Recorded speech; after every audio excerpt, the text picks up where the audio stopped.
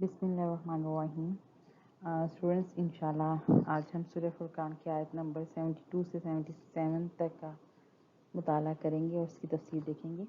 इससे पहले जो हमने सूरह फुरकान की आयत पढ़ी उसमें बताया गया था कि अगर मुसलमान कोई गुनाह करता है या वो लोग जो नए नए मुसलमान हुए हैं और उन्होंने अपनी पुरानी ज़िंदगी में पिछली ज़िंदगी में इस्लाम कबूल करने से पहले गुनाह किए और ऐसे गुनाह किए जो कि जिनकी माफ़ी मुश्किल है, तो उन सब के लिए अल्लाह ताला ने खुशखबरी सुनाई कि अगर वो शर्मिंदा हैं और वो अपने गुनाहों पे इस्तग़फ़ार करते हैं, यानी अल्लाह से माफ़ी मांगते हैं, तो ना सिर्फ अल्लाह ताला इंतहाई माफ़ करने वाला रहीम है, बल्कि वो उनके लिए बहुत सारे अजर भी रखता है। तो हम ये आयत का मौजू रहा हमारी इससे गुज़श्ता जो आयत थी। आज हम इंशाल्लाह जिन आयत का मुताला करेंगे उसमें हम देखेंगे कि अल्लाह ताला किस तरह से मोमिनीन पर अपनी मेहरबानियाँ और नवाज़िशात करता है और उन पर अपने फ़ज़ल के रस्ते खोल देता है। तो इंशाल्लाह शुरू करते हैं आज का लेक्चर। बिस्मिल्लाहिर्रहमानिर्रहीम। आयत नंबर 72 जो है वो है वल्लज़ीना ला यशहदून ज़वारा व इज़ा मर्रू बिल्लग़वी मर्रन किरामा। और तर्जमा ये कि और जो झूठ में शरीक नहीं होते और जब बेहुदा काम के पास से गुजरते हैं तो बाइज़्ज़त गुजर जाते हैं। आप जैसे भी मैं थोड़ी देर पहले जिक्र कर रही थी कि जो सूरह फुरकान का मौजू है वो इंसानों की इखलाकियात से और उसकी मुआशरती ज़िंदगी से, उसकी सोशल लाइफ से जुड़ा हुआ है और वो किस तरह से उस सोशल लाइफ में अपने आप को पाक साफ करने की कोशिश करेगा। तो उसकी एक निशानी ये है कि जब वो बेहुदा काम यानी कोई बुरा काम हो रहा हो, जो गुनाह का काम है, तो उसमें शरीक नहीं होता बल्कि चुपचाप वहाँ से गुजर जाता है। ये उसकी अव्वली निशानी है।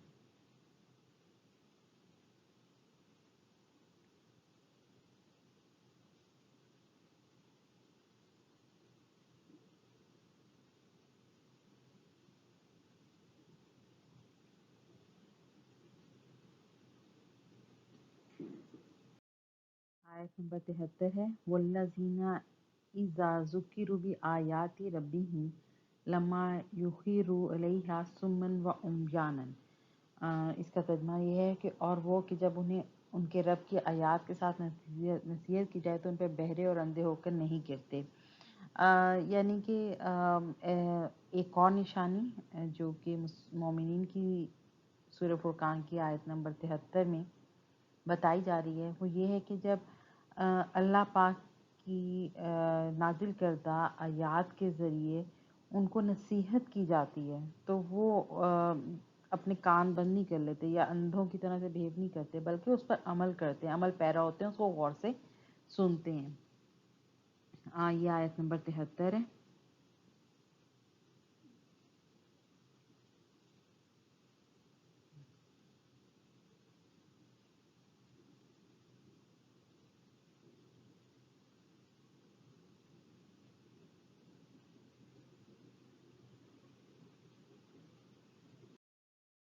आयत नंबर 74 वल्लज़ीना याक़ूलूना रब्बना हब लना मिन अज़वाजिना व ज़ुर्रिय्यातिना क़ुर्रतु अय्युनिन वजअलना लिलमुत्तक़ीना इमामा। और वो जो कहते हैं ए हमारे रब, हमें हमारी बीवियों और औलादों से आंखों की ठंडक अता फरमा और हमें परहेजगारों का इमाम बना।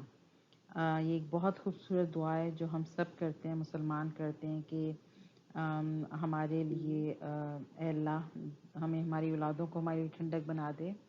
शौहर अपनी बीवियों के लिए दुआ मांगते हैं, बीवियां अपनी शोहरों के लिए मांगती हैं दुआएं, और फिर साथ साथ ये भी दुआ मांगी जाती है कि हम परहेजगार हों और परहेजगारों में अव्वलीन दर्जे के परहेजगार हों। तो ये वो आयत है जिसमें मुसलमान मुख्तलिफ मराहिल से जब ज़िंदगी से गुजर रहा है तो उसको जो ज़रूरतें पेश आती हैं उसमें एक सबसे बड़ी ज़रूरत यह है कि उसकी औलाद फरमाबरदार हो, उसकी आंखों की ठंडक हो। तो इस आयत में ये बताया गया है।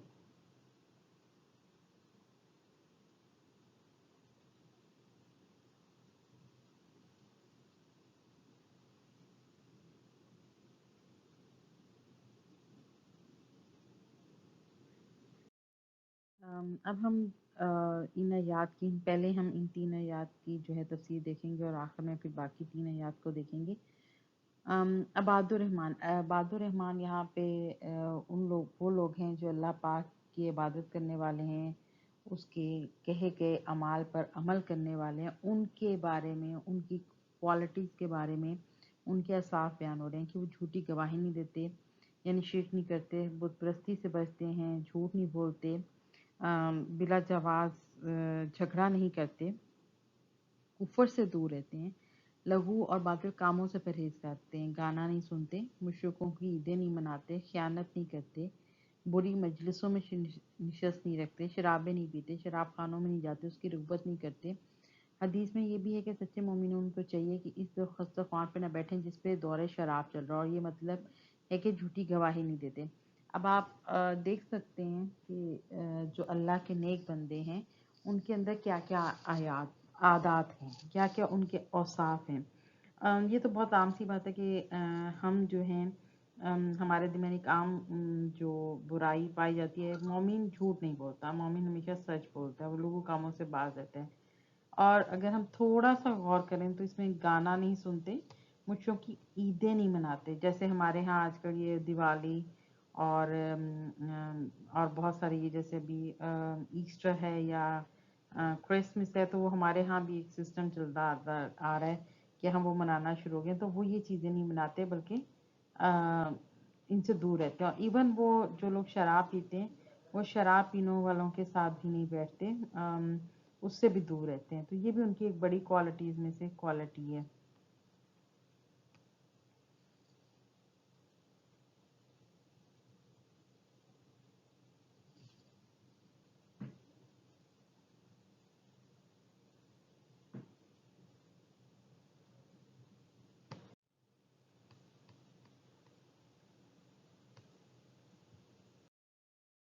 اسی طرح سے بخاری مسلم میں ہے کہ نبی کریم صلی اللہ علیہ وسلم نے فرمایا کہ میں تمہیں سب سے بڑا گناہ بتا دوں۔ 3 دفعہ یہ فرمایا۔ صحابہ کریم صلی اللہ علیہ وسلم نے کہا جی ہاں یا رسول اللہ صلی اللہ علیہ وسلم۔ آپ نے فرمایا اللہ کے ساتھ شرک کرنا، ماں باپ کی نافرمانی کرنا۔ اس وقت تک آپ تکیہ لگائے بیٹھے ہوئے تھے، اب اس سے لگ کر فرمانے لگے سنو اور جھوٹی بات کہنا، سنو اور جھوٹی گواہی دینا۔ اسے بار بار فرماتے رہے، یہاں تک کہ ہم اپنے دل میں کہنے لگے کہ کاش رسول اللہ صلی اللہ علیہ وسلم اب خاموش ہو جاتے۔ ہاں، یہ حدیث مروی ہے اور حدیث بخاری میں ہے، یہ حدیث موجود ہے، بہت مسند حدیث ہے۔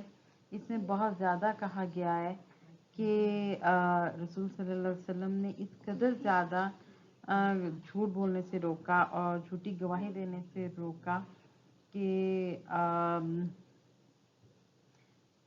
اتنی زیادہ دفعہ اس کی تنبیہ کی، اس قدر روکا کہ رسول صحابہ کرام کو لگا کہ حضرت صلی اللہ علیہ وسلم بار بار یہ بات کہے جا رہے ہیں، ہمیں سمجھ آ گئی ہے، یعنی کہ گناہوں کو بتاتے ہوئے، گناہوں کو ڈیفائن کرتے ہوئے حضرت صلی اللہ علیہ وسلم اس قدر فوکس کر رہے ہیں کہ ہمیں جھوٹ نہیں بولنا چاہیے، جھوٹی گواہی نہیں دینا چاہیے، کہ ہمیں یہ بات بہت اچھی طرح سے سمجھ لینی چاہیے، کیونکہ شاید اس سے بہت بڑا خطرہ ہے اور یقیناً یہ بہت بڑی برائی ہے۔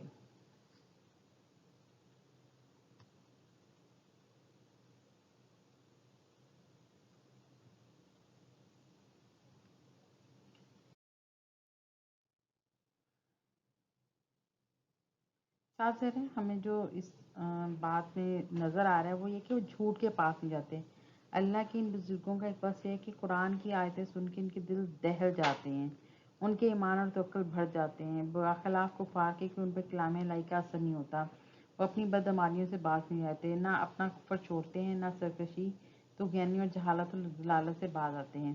ایمان والوں کے ایمان بڑھ جاتے ہیں اور بیمار دل والوں کی گندگی ابھر جاتی ہے، پس کافر اللہ کی آیتوں سے بہرے اور اندھے ہو جاتے ہیں۔ ان مومنوں کی حالت ان کے برعکس ہے، نہ یہ حق سے بہرے ہیں نہ حق سے اندھے ہیں، سنتے ہیں، سمجھتے ہیں، نفع حاصل کرتے ہیں، اپنی اصلاح کرتے ہیں۔ ایسے بہت سے لوگ ہیں جو پڑھتے تو ہیں لیکن اندھا پن، بہرا پن نہیں چھوڑتے۔ یعنی ہم میں سے بھی بہت سارے ایمان والے ایسے ہیں کہ جو ہم بہت سارے گناہ کرتے رہتے ہیں، ایون دو کہ ہمیں پتہ ہے کہ اللہ نے کیا حکم دیا، ہمیں کس طرح سے اپنے آپ کو ان سے باز رکھنا ہے، لیکن جو اللہ کے بزرگ ہیں وہ جب یہ کلام پڑھتے ہیں تو ان کے دل دہل جاتے ہیں۔ ایون وہ اس کی تلاوت کرتے کرتے بری طرح سے کانپنے لگتے ہیں، رونے لگتے ہیں، انہیں احساس ہوتا ہے کہ ہم دنیا میں اگر چھوٹا سا بھی غلط کام کریں گے تو اس کی کتنی بڑی سزا ہے۔ لیکن دوسری طرف ایسے لوگ بھی ہیں جو کہ اسپیشلی کافر لوگ ایسے ہیں جن کے دل اندھے ہو چکے ہیں، کان بہرے ہو چکے ہیں، اور ان کو کچھ سمجھ نہیں آتا، ان کو کوئی نفع نقصان سمجھ نہیں آتا، اور وہ بے شک بڑے نقصان کی طرف مائل ہیں۔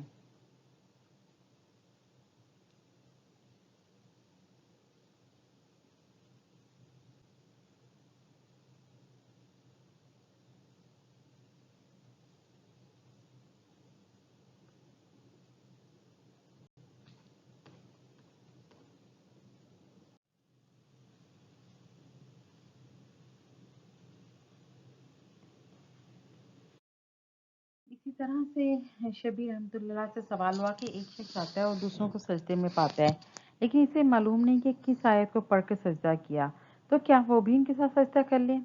آپ نے یہی آیت پڑھی یعنی سجدہ نہ کرے، اس لیے کہ اس نے سجدے کی آیت پڑھی، نہ سوچی نہ سنی، تو مومن کا کوئی کام اندھا دھند نہیں کرنا چاہیے جب تک کہ اس کے سامنے کسی چیز کی حقیقت نہ ہو، اسے شامل نہیں ہونا چاہیے۔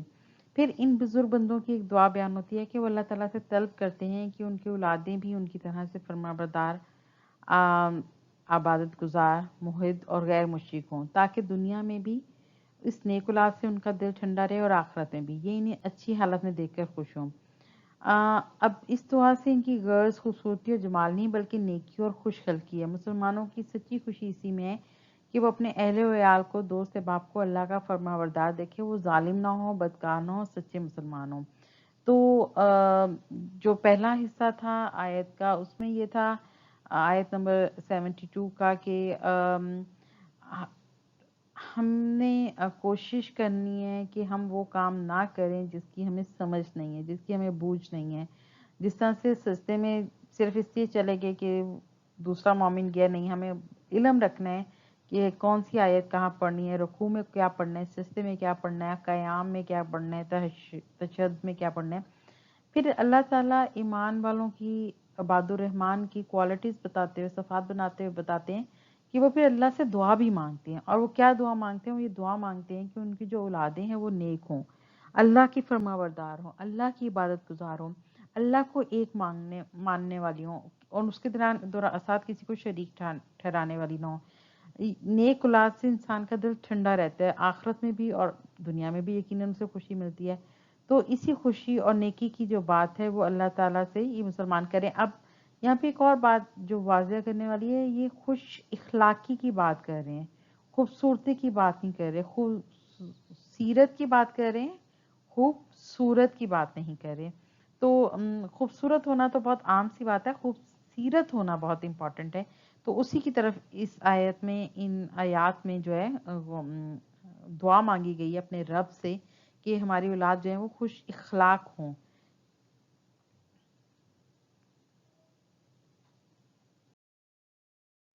اسی طرح سے سیدنا مقداد رضی اللہ تعالیٰ عنہ کو دیکھے ایک صاحب فرمانے لگے، ان کی آنکھوں کو مبارکباد ہو جنہوں نے رسول صلی اللہ علیہ وسلم کی زیارت کی، کاش کہ ہم بھی نبی کریم صلی اللہ علیہ وسلم کو دیکھتے اور تمہاری طرح فیض صحبت حاصل کرتے۔ اس پر سیدنا مقداد رضی اللہ تعالیٰ عنہ ناراض ہوئے، تو نفیر کہتے ہیں کہ مجھے تعجب معلوم ہوا کہ اس میں بات میں کوئی برائی نہیں، پھر یہ کیوں خفا ہو رہے ہیں؟ اتنے میں سیدہ مقداد رضی اللہ تعالیٰ نے فرمایا، لوگوں کو کیا ہو گیا ہے کہ اس چیز کی آرزو کرتے ہیں جو قدرت نے انہیں نہیں دی؟ اللہ ہی کو علم ہے کہ اگر یہ اس وقت ہوتے تو ان کا کیا حال ہوتا۔ واللہ وہ لوگ بھی تو رسول صلی اللہ علیہ وسلم کے زمانے میں تھے جنہوں نے نہ آپ کی تصدیق کی، نہ تابعداری کی، اور اوندھے منہ جہنم میں گئے۔ تم اللہ کا احسان نہیں مانتے کہ اللہ نے تمہیں اسلام میں اور مسلمان گھروں میں پیدا کیا، اور پیدا ہوتے ہی تمہارے کانوں میں اللہ کی توحید اور محمد صلی اللہ علیہ وسلم کی سعادت پڑی، اور ان بلاؤں سے تم بچا لیے گئے تم سے اگلے لوگوں پر آئی تھیں۔ نبی کریم صلی اللہ علیہ وآلہ وسلم تو ایسے زمانے میں مبعوث ہوئے تھے جس وقت دنیا کی اندھیر نگری اپنی انتہا پر تھی۔ اس وقت دنیا والوں کے نزدیک بت پرستی سے بہتر کوئی مذہب نہ تھا۔ آپ فرقان لے کر آئے، حق و باطل میں تمیز کی، باپ بیٹے جدا ہو گئے، مسلمان اپنے باپ دادوں بیٹوں پوتوں دوست باپ کو کفر پر دیکھتے، ان سے انہیں کوئی محبت پیار نہیں ہوتا بلکہ کرتے تھے کہ یہ جہنمی ہے۔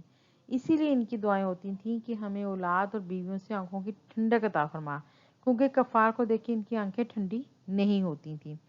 मसनद अहमद में इस वाक़ये को तहरीर किया गया और बहुत ही खूबसूरत तहरीर है ये, कि जिसमें ये कहा गया है कि मैं भी बसा औकात ये तमन्ना करती हूँ कि काश हम उस दौर में पैदा होते जब हुज़ूर सल्लल्लाहु अलैहि वसल्लम थे, हम अच्छे और नेक मुसलमान होते, शायद हम वो दर्जात हासिल कर पाते जो अब इस दौर में नहीं कर सकते। लेकिन अगर हम सैयदना मुक़दाद रज़ी अल्लाह तआला अन्हु की बात पर गौर करें तो बहुत ही सही बात उन्होंने कही कि उस वक्त भी तो बहुत सारे लोग थे जो शिर्क पर है, तो शुक्र करो कि तुम लोग इस्लाम के रास्ते पर हो, बुत परस्ती से दूर हो, तुम पे किसी किस्म की जो बातिल के अंदर जो चीज़ें थी वो नहीं आई। तो अल्लाह ताला तुम्हारी आंखों, तुम्हारी औलाद को भी आंखों की ठंडक बनाए। और उस वक्त जो मुसलमान हो गए और उनकी औलादें मुसलमान ना हुई या उनकी बीवियां मुसलमान ना हुई, तो उस वक्त वो ये दुआ मांग रहे हैं कि हमारे लिए हमारी बीवियों को और हमारी औलादों को आंखों की ठंडक बना दे, उनको ऐसा बनाए कि वो मोहिद हों, अल्लाह को एक मानने वाले हों, वो इसकी इबादत करने वाले हों, वो उसकी रब की अताअत करने वाले हों। तो ये बहुत इम्पॉर्टेंट बातें हैं जो कि सैयदना हज़रत सैयदना मक़दाद रज़ी अल्लाह तआला अन्हु ने अपने इस बयान में फरमाई। और अल्लाह ताला हम का शुक्र अदा करना चाहिए कि हम मुसलमान पैदा हुए। और अल्हम्दुलिल्लाह अल्हम्दुलिल्लाह बहुत सारे गुनाह करते हैं, लेकिन अल्लाह का ये भी शुक्र है कि गुनाह करके गुनाहों पर शर्मिंदगी होती है और उससे हम इस्तिग़फ़ार करते हैं। तो ये भी अल्लाह ही की तरफ से है, तो हमें इस पर भी अल्लाह ताला का शुक्रगुज़ार होना चाहिए।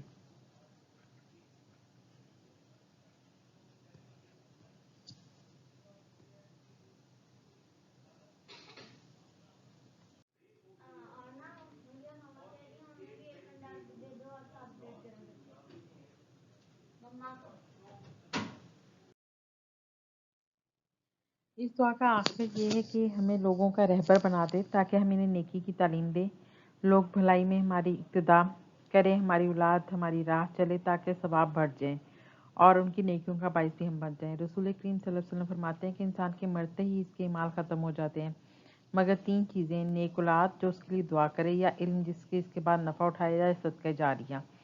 तो इस आयत में सूरह फुरकान की इन आयात में जब सालिहीन इबादुर रहमान अपने लिए और अपनी औलाद के लिए दुआ मांग रहे हैं, तो उसमें वो उनकी दुआ के अंदर ये शामिल है कि उनकी औलाद नेक हो ताकि उन मरने के बाद भी उनके लिए वो सदक़े जारिया का बाइस बने। तो उसकी तरफ भी ख़ुसूसी तौर पे इशारा किया गया है। और रसूल सल्लल्लाहु अलैहि वसल्लम की हदीस से भी ये साबित होता है कि इंसान जब वफ़ात पा जाता है तो तीन चीज़ें उसके लिए बड़ी नफ़ा बख्श हैं। एक तो नेक और साले औलाद, और साले औलाद जब उसके लिए दुआ करे, वो इल्म जिससे उसने लोगों को नफ़ा पहुंचाया हुआ था अपनी ज़िंदगी के अंदर, और तीसरा जब वो ज़िंदा था और वो जो सदका देता रहा वो उसके लिए आखिरत में सदका जारिया बन गया।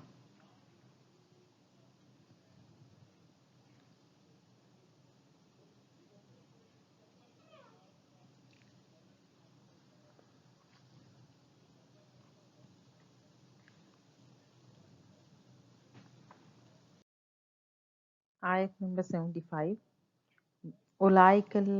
उलाइका जुज़ौनल गुरफ़त बिमा सबरु व यल्कौना फ़ीहा तहिय्यतुन व सलामन।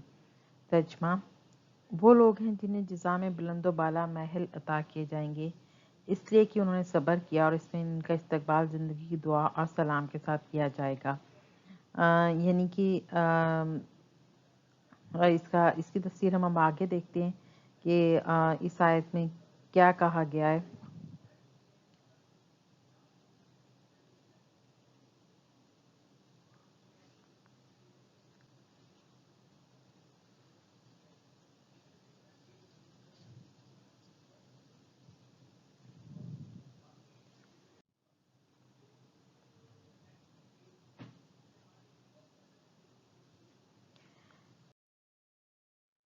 खालिदीना फ़ीहा हसनत मुस्तक़र्रन व मुकामन। आयत नंबर 76, हमेशा इसमें रहने वाली है, वो ठहरने और रहने की अच्छी जगह है। जन्नत की तरफ इशारा है कि जन्नत जो है उन लोगों को उनके बेहतरीन कामों की वजह से, उनके सब्र की वजह से उनको मिलेगी, और वो ठहरने और रहने की अच्छी जगह है।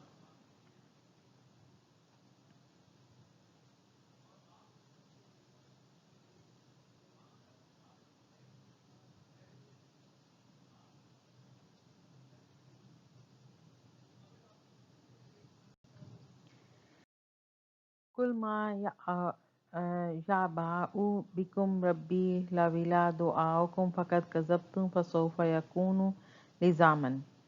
तर्जमा, कह दे मेरा रब तुम्हारी परवाह नहीं करता अगर तुम्हारा पुकारना ना हो, सो बेशक तुमने झुटला दिया तो अनकरीब इसका अंजाम चिमट जाने वाला होगा।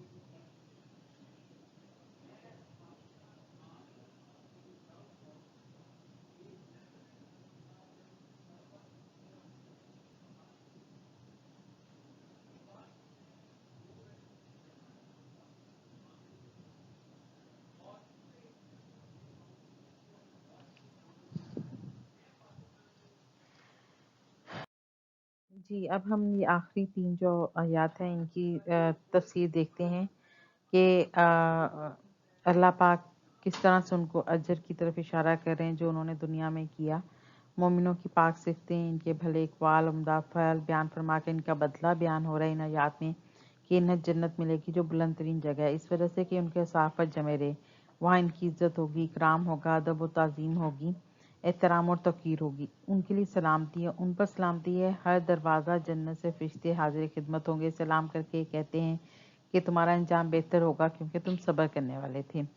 यानी मोमिनीन जिन्होंने नेक अमाल किए, अगर उनसे कोई गलती हुई उस पर माफ़ी मांगी और उनकी तौबा कबूल हुई और उसके बाद वो सब्र करते रहे अपनी औलादों के सिलसिले में भी और अल्लाह पे ईमान रखा और ईमान के जो मुख्तलिफ दर्जात थे उन पे पूरे उतरे रहे, तो यकीनन फिर उनके लिए जन्नत है, वो जन्नत के मुस्तहिक़ हैं और जन्नत के हर दरवाजे पे फ़रिश्ते खड़े होकर उनको सलाम कहेंगे और कहेंगे कि ये सब तुम्हारे सब्र का नतीजा है जो तुम दुनिया में करते रहे और जिस तरह से तुमने अल्लाह की खातिर, उसके दीन के खातिर जो सऊबतें बर्दाश्त की, जो मुश्किलें बर्दाश्त की और दीन की बका के लिए जो कोशिशें की, अल्लाह को एक माना, ये सब उसका अजर है।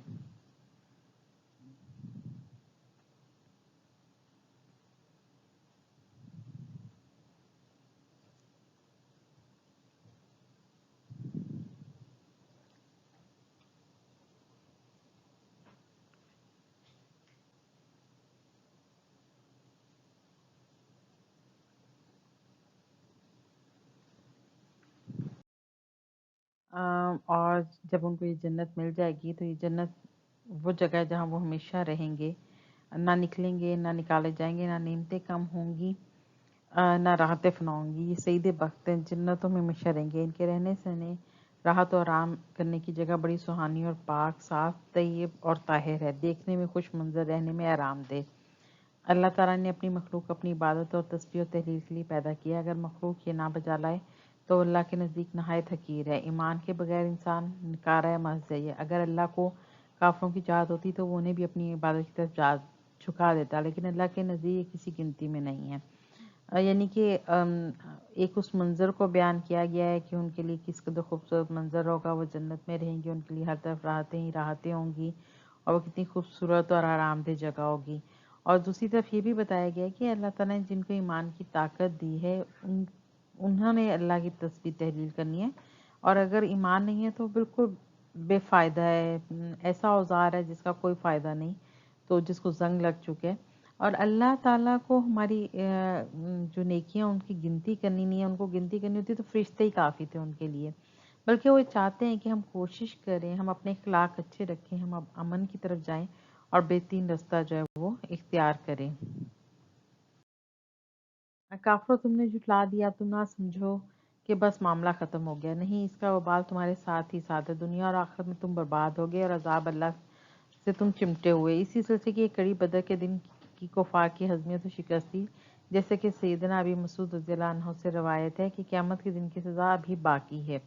यानी कि अभी वो सब चीज़ें बाकी हैं जिसकी तुम्हें सज़ा मिलनी है। दुनिया और आखिरत में तुम बर्बाद हो गए اور تمہارے لیے اللہ کا عذاب دنیا کے اندر بھی ہے اور آخرت کے اندر بھی ہے. تمہیں دنیا کے اندر بھی تمہیں تمہارا نام جو ہے وہ بدنام ہوگا، تمہیں شکست ہوگی، اور آخرت کے اندر بھی تم برے درجات میں رہو گے، دوزخ میں رہو گے. قیامت کے دن کی سزا تو ابھی باقی ہے، ابھی دنیا کی سزا کو دیکھو. تو یہ وہ موضوع ہیں جو کہ سورہ فرقان کے اندر ڈسکس کیے گئے ہیں.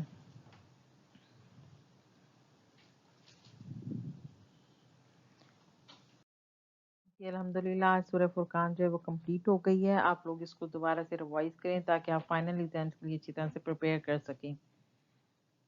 Thank you.